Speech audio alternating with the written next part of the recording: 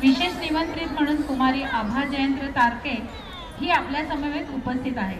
आभा ही ज्ञानसाधना विद्यानिकेतनमध्ये इयत्ता 5वी मध्ये शिकत आहे। रिदमिक जिम्नॅस्टिकमध्ये जशी ती चॅम्पियन आहे तशीच अभ्यासातही ती हुशार आहे। तिचा थोडक्यात परिचय मी आपणास करून देते। आभाने शाळेत आतापर्यंत प्रथम वर्ग कधीही सोडलेला नाही। संगीत, हस्तकला, चित्रकला, नृत्य यामध्येही तिचे नैपुण्य आहे। 2011-2012 या शैक्षणिक वर्षाचा प्राथमिक विभागातील सर्वोत्कृष्ट अष्टपैलू विद्यार्थ्याचा पुरस्कार तिने भगवती शाळेत असताना मिळवला। चालू वर्षात ज्ञानसाधना विद्यालयाचे प्रतिनिधित्व करताना सिम्फनी आयोजित आंतरशालेय गायन व नृत्य स्पर्धेत तिने बक्षीस मिळवली। नुकतीच तिची the school of classical ballet and western डान्सच्या प्रशिक्षणासाठी निवड झाली आहे। अशा अभ्यासात व इतर कलांमध्ये हुशार असणाऱ्या आभाची रिदमिक जिम्नॅस्टिक मधील कामगिरी सुद्धा थक्क करणारी आहे। क्रीडा संकुलात तर ती सुवर्णकन्या म्हणूनच ओळखली जाते। आभाने 2010 जोधपूर येथे झालेल्या राष्ट्रीय स्पर्धेत 8 वर्षाखालील गटात सर्वच्या सर्व म्हणजेच फ्री हँड, हुक, ऑलराऊंड आणि टीम या चारही प्रकारामध्ये सुवर्ण पदक मिळवण्याचा पराक्रम केला आहे।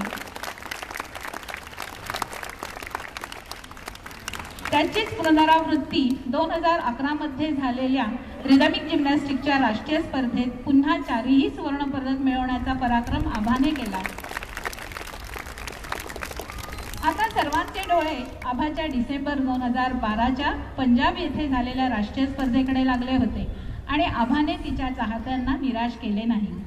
10 वर्षाखालील गटात खेळताना पुन्हा चारही सुवर्ण पदक व 1 रौप्य पदक मिळवण्याचा भीम पराक्रम आभाने करून दाखवला व लागोपाठ 3 वर्ष राष्ट्रीय स्पर्धेत अजिंक्यपदाची हॅट्रिक करण्याची अवघड कामगिरी आभाने लीलया करून दाखवली आहे।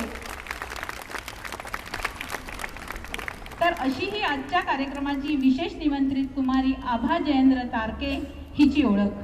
आभाच्या उज्ज्वल भावी आयुष्यासाठी मी व क्रीडा संकुलाच्या वतीने तिला मनपूर्वक शुभेच्छा देते। धन्यवाद।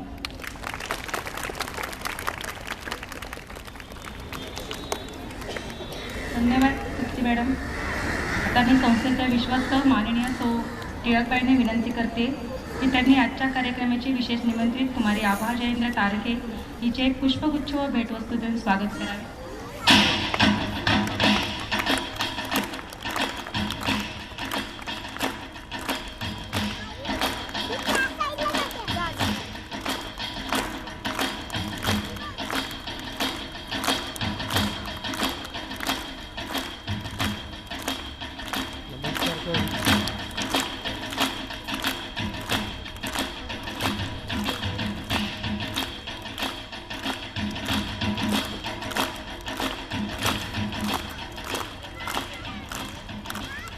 संस्थेच्या विश्वस्त माननीय सौ काळेबाईंना मी विनंती करते की त्यांनी उपस्थितांना मार्गदर्शन करावे।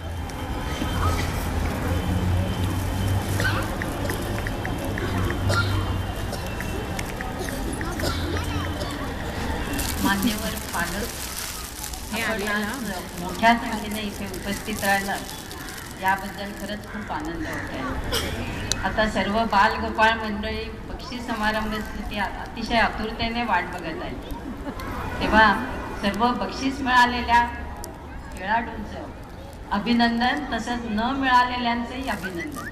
कारण जरी त्यांना बक्षीस मिळालं नसलं तरी त्यांनी स्पर्धेमध्ये भाग घेतला हीच मोठी कौतुकाची गोष्ट आहे। कारण तुम्ही असे नेहमी स्पर्धेत भाग घेत राहूनच पुढच्या वेळेला तुम्हाला बक्षीस मिळायची खूप शक्यता असते। तेव्हा नामोल्लेख न होता तुम्ही असेच भाग घेत राहा स्पर्धेमध्ये। आपण पालक बघतच असाल की ही मुलं रोज इथे संध्याकाळी येतात, तेव्हा